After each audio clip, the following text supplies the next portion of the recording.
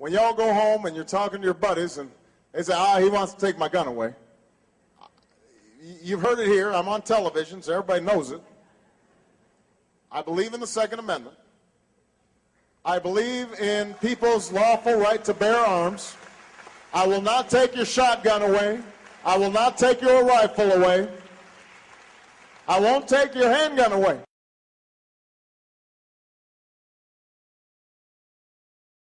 The words need to lead to action. We know this is a complex issue that stirs deeply held passions and political divides. And as I said on Sunday night, there's no law or set of laws that can prevent every senseless act of violence in our society. We're going to need to work on making access to mental health care at least as easy as access to a gun. We're going to need to look more closely at a culture that all too often glorifies guns and violence. And any actions we must take must begin inside the home and inside our hearts. But the fact that this problem is complex can no longer be an excuse for doing nothing. The fact that we can't prevent every act of violence doesn't mean we can't steadily reduce the violence and prevent the very worst violence. That's why I've asked the Vice President to lead an effort that includes members of my cabinet and outside organizations to come up with a set of concrete proposals no later than January, proposals that I then intend to push without delay. This is not some Washington commission. This is not something where folks are going to be studying the issue for 6 months and publishing a report that gets read and then pushed aside. This is a team that has a very specific task to pull together real reforms right now. I asked Joe to lead this effort in part because he wrote the 1994 crime bill that helped law enforcement bring down the rate of violent crime in this country. That plan, that bill also included the assault weapons ban that was publicly supported at the time by former presidents, including Ronald Reagan. The good news is there's already a growing consensus for us to build from. A majority of Americans support banning the sale of military-style assault weapons. A majority of Americans support banning the sale of high-capacity ammunition clips. A majority of Americans support laws requiring background checks before all gun purchases so that criminals can't take advantage of legal loopholes to buy a gun from somebody who won't take the responsibility of doing a background check. You got Obama phone? Yes, everybody in Cleveland, low minority, got Obama phone. Keep Obama in president, you know. He gave us a phone. He gave you a phone? Do more. How did he give you a phone? You sign up if you on food stamps, you on Social Security, you got low income, you disability. I have a question. Okay, what's wrong with Romney again? Romney, he sucks. Bad. So that tells me something immediately about Michelle Obama. That she is willing to play that role. And I think that she's as much a fake, personally, as Barack Obama. And Barack Obama is one of the major, major fakes. And interestingly, and this has surprised me a little bit, the number of people, former Obama supporters, who are seeing, if you like, the error of their ways, is happening much quicker than I thought it would. Because he is turning back so many of the things that he said he would not do. He's doing the opposite, and it's the usual thing in politics. Tell them what they want to hear, get into power, do what you always intended to do, and there's no better example than Barack Obama, Mr. Fake President, if ever there was one. I never thought this day would ever happen. I won't have to worry about putting gas in my car. I won't have to worry about paying my mortgage. You know, if I help him, he's going to help me. Stop complaining. Stop grumbling. Stop crying. I'll make our government open and transparent so that anyone can ensure that our business is the people's business. Justice Louis Brandeis once said, sunlight is the greatest disinfectant. And as president, I'm going to make it impossible for congressmen or lobbyists to slip pork barrel projects or corporate welfare into laws when no one's looking, because when I'm president, meetings where laws are written will be more open to the public, no more secrecy. That's a commitment I make to you as president.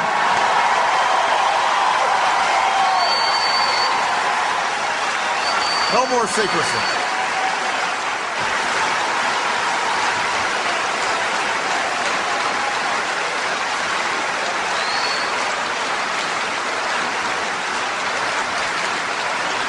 And when there's a bill that ends up on my desk as president, you, the public, will have 5 days to look online and find out what's in it before I sign it, so that you know what your government's doing. When there are meetings between lobbyists and a government agency, we'll put as many of those meetings as possible online for every American to watch. When there's a tax bill being debated in Congress, you will know the names of the corporations that would benefit and how much money they would get. And we will put every corporate tax break and every pork barrel project online for every American to see. You will know who asked for them, and you can decide whether your representative is actually representing you. Oh, there's a difference between Democrat and Republican. Oh, God, it's the way you tell them, honestly. God, gee, you ought to take up stand-up. Well, we have two masks in Britain called Labour and Conservative. We have two masks in America called Republican and Democrat, and all four masks are placed on the same face. In a book called The David Icke Guide to the Global Conspiracy, I follow a chain of events right back from the 1940s and show without any question that the Labour and Conservative parties in Britain are fundamentally connected. The idea is to give the illusion of choice while having no choice whatsoever. This is how the political system works. Whichever party is in government introduces the agenda because they have the ability to introduce legislation. The party in opposition opposes the agenda, but it doesn't matter because it's got no power to do anything. We then have a farce called an election. And every now and again, the two parties change sides. Now, the party that was in opposition and imposed the agenda, or opposed the agenda, now imposes it. And people say, hold on a minute, you said this in opposition and now you're doing the opposite. Yes, because it has the power to impose the agenda. The party that was imposing the agenda before and is now the opposition, it opposes the agenda now. I will get our troops home. We will bring an end to this war. I have determined that it is in our vital national interest to send an additional 30,000 U.S. troops to Afghanistan. I do not make this decision lightly.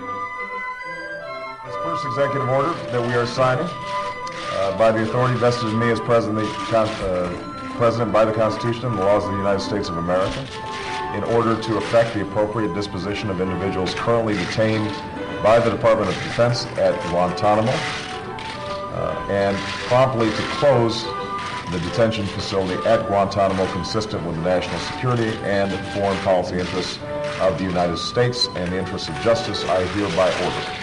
And we then provide the process whereby Guantanamo will be closed no later than 1 year from now.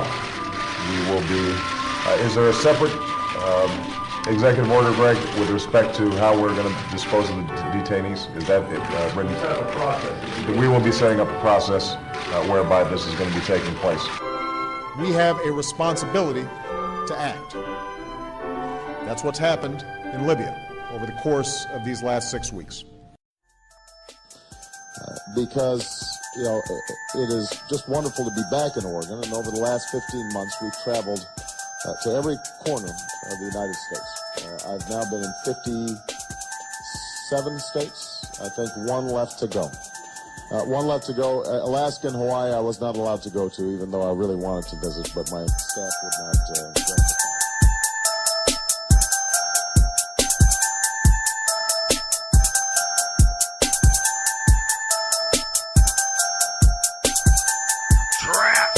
In a prism of snakes, can't get away though every single day. Try to remember watching 9/11 on the TVG. Its towers crumbling one by one. That really was our liberty undone. Things started the darkest days and the false messiah came our way. Now we can't look away or run away, but we try every single day. We cannot shake this motherfucking false messiah. It comes today like hot fire, thrown up in your face on the dollar bill. Replace the masonic seal with the devil's face. At the end of intermission, truth became so suspicious. We didn't know what to do, so we gathered with arms in armageddeon fashion, and we ended up the dominant force. We realized we were the dominant force, motherfucker. Strap. Most of the nation had the teeth in a society you can't see, believe it, no, it's you and me. All the families paid, collected into one gamma ray. It's like the lies that made the mistakes in the lives you took away. All corners of the USA, including 57 states. I heard that all these motherfuckers got a lot to say. Now we can't look away or run away, but we try every single day. We cannot shake this motherfucking false messiah. It comes today like hot fire, thrown up in your face on the dollar bill. Replace the masonic seal with the devil's face. At the end of intermission, truth became so suspicious. We didn't know what to do, so we gathered with arms in armageddeon fashion, and we ended up the dominant force. We realized we were the dominant force, motherfucker.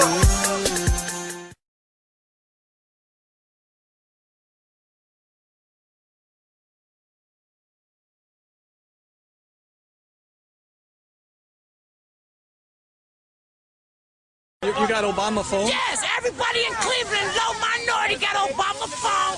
Keep Obama in president, you know. He gave us a phone. He gave you a phone? Do more. How did he give you a phone? You sign up if you on food stamps, you on Social Security, you got low income, you disability. I have a question. Okay, what's wrong with Romney again? Romney, he sucks. Bad.